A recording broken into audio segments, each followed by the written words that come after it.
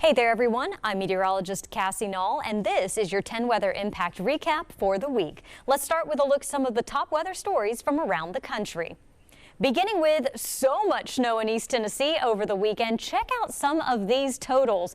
Pigeon Forge in Sevier County reported over a foot of snow. Jefferson County and Cocke County also had totals in the double digits around parts of our viewing area.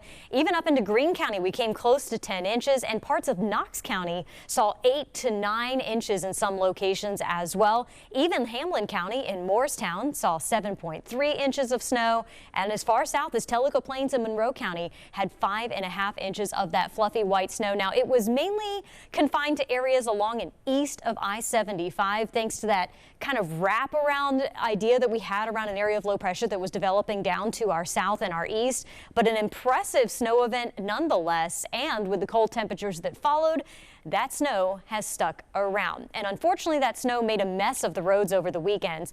Rescue crews responded to multiple crashes, but one TDOT worker went above and beyond to reunite a family with their beloved pet. Andrew McClung shares the heartwarming story. David Wortham has worked many snowstorms during his 28-year tenure at the Tennessee Department of Transportation. But a crash Saturday near TDOT headquarters left more than tire marks in the snow. One of our help truck drivers actually witnessed this crash from the other side of the road. It was right here near our building. David arrived at the scene near the Strawberry Plains on-ramp. By the time I got there, I noticed a man standing in the tree line calling for a dog. Those calls were for 4-year-old Max, owned by Brian and Crystal, who just wanted him back. We've had Max since he was 7 days old. So he's part of our family. David tells me the dog ran up the hill right there, and that's when he decided to start tracking it for over a mile, leading him to this neighborhood where he made an unexpected discovery, all caught on camera. Hey, come here. No, you're okay. It just seemed like the right thing to do. I have a dog, I love dogs. I couldn't imagine losing mine, knowing that, at that point he shouldn't be too far away. Just felt like if I could do something, I should. Max was cold, Max was shaken, Max was found. Talk to him. He's growling at me. And when he heard Brian's voice coming through a phone, the fear melted away. Hey, Max. There he's coming. There we go. Max. Now I know. It was just a really special thing to us for him to make that much effort. They called me on the phone and they were just ecstatic because they were having a rough day, and so at least this was one thing that kind of went their way, and it was just happy. Proof that in the middle of a snowstorm, some paths still lead home. In Knoxville, I'm Andrew McClung. And Tennessee wasn't the only state that experienced the wintry weather over the weekend. Heavy snow fell across the Carolinas, even reaching the South Carolina coast. A fresh layer of snow coated the sand at the beaches where people were seen making snow/sand angels. And in North Carolina, hurricane-force wind gusts, high tides, and rough surf caused several homes to collapse into the ocean along the Outer Banks on Sunday. At least 27 unoccupied homes have collapsed into the water on Hatteras Island since 2020. The Arctic air plunged into the deep south over the weekend, and in Louisiana, strawberry farmers worked around the clock to keep their delicate produce from being damaged in the winter chill. Rob Mason spoke with one farmer north of New Orleans to learn how the plant warming process works. North Shore strawberry farmers peel back acres of blankets to check on tender plants that needed to be tucked in. You see this bloom?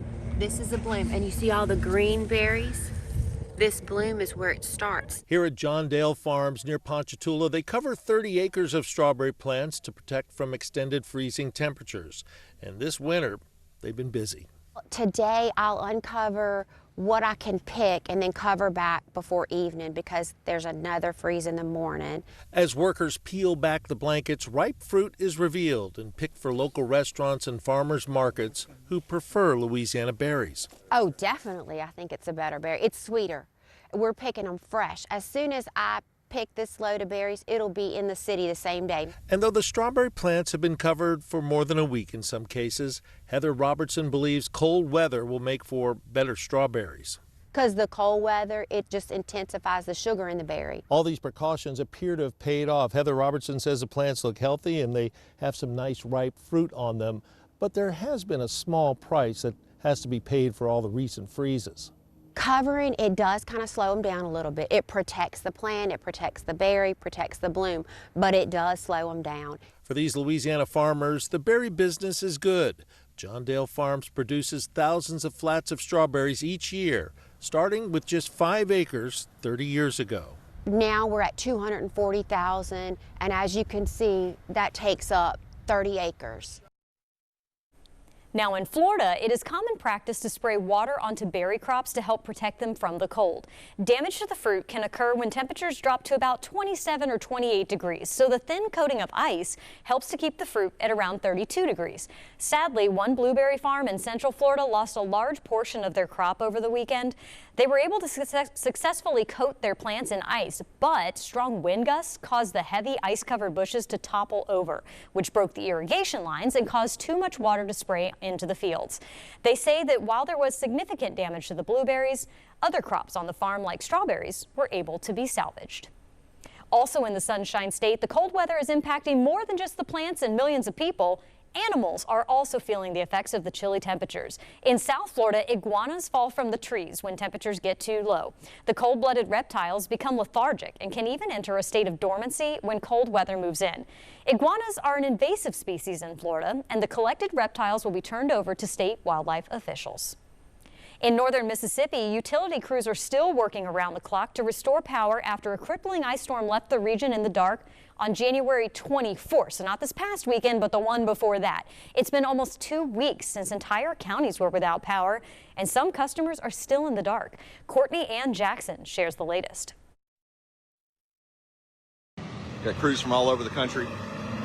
It's been 9 days since every meter in Alcorn County Electric Power Association service area lost power. TVA lost transmission to all their substations. This was a life or death situation for our members. CEO Sean McGrath describes the last week plus as a true disaster.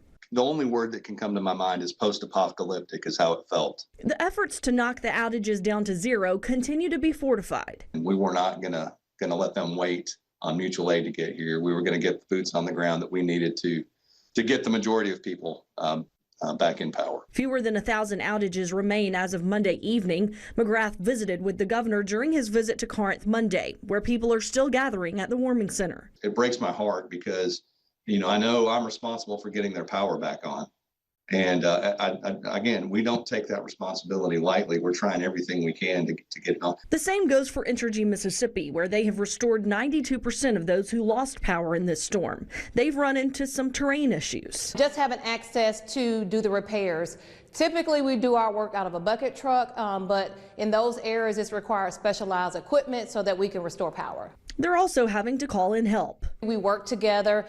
This storm has been different. It hit the entire southeast, and so it's covered several states, but we still have been able to rely on the support of the mutual aid process. The Senate Appropriations Committee approved the transfer of $20 million from the Capital Expense Fund to MEMA's Disaster Assistance Trust Fund. It's a catastrophic event, and talking to the National Guard at Camp McCain, they indicated it was about 12,000 square miles that had been affected by this.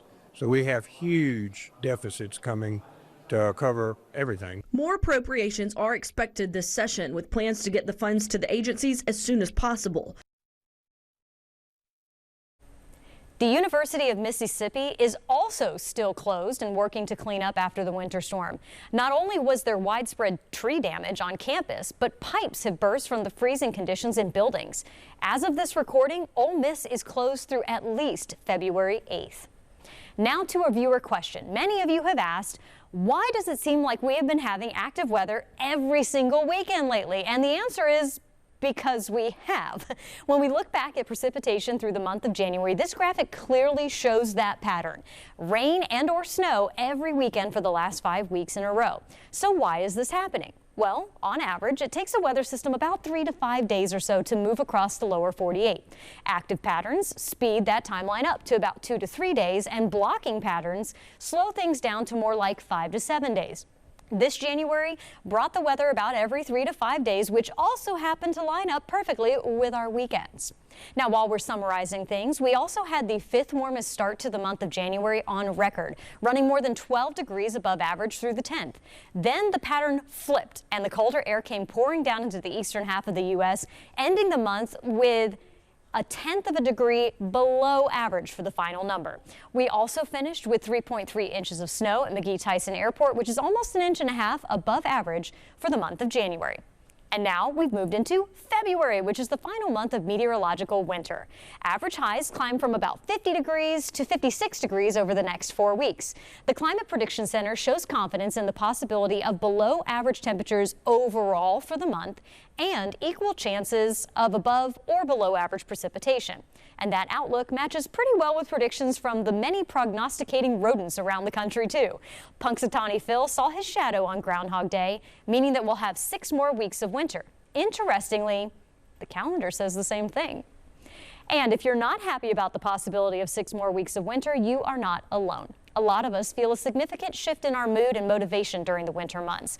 And whether that groundhog feel is right or not, there are things you can do to give your blahs a boost. Reporter Mandy Gaither shows us how to beat the winter blues.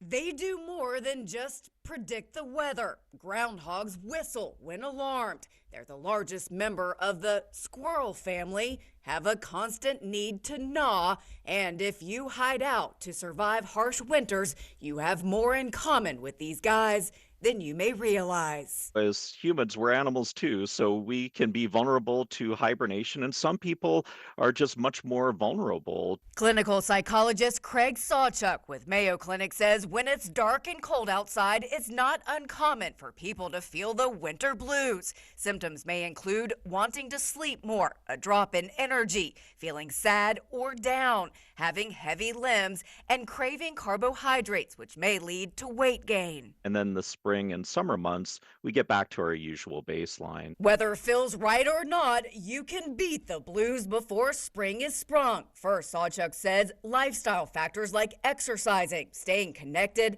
and maintaining a regular sleep schedule while avoiding oversleeping can all help. So can light therapy. He says using a light box can improve your mood. There's also cognitive behavioral therapy and medication management. When those symptoms start to become more prominent, they start to cause problems in day-to-day living, then that's when we look at a difference between just having winter blues versus actually being a problem of clinical concern.